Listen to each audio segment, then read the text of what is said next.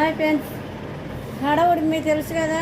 రేపు శుభోదయం శుక్రవారం రోజు చాలామందికి హడావుడి ఉంటుంది. కానీ అందరికంటే ఎక్కువ హడావుడి టైలర్ షాప్కే ఉంటుంది.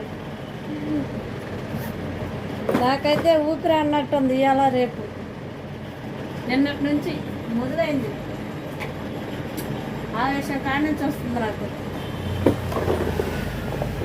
నాకు ఎవరు హెల్ప్ చేసే వాళ్ళు కూడా లేరు ఫ్రెండ్స్. నా వాళ్ళు అంటే ఎవరూ లేరాడ.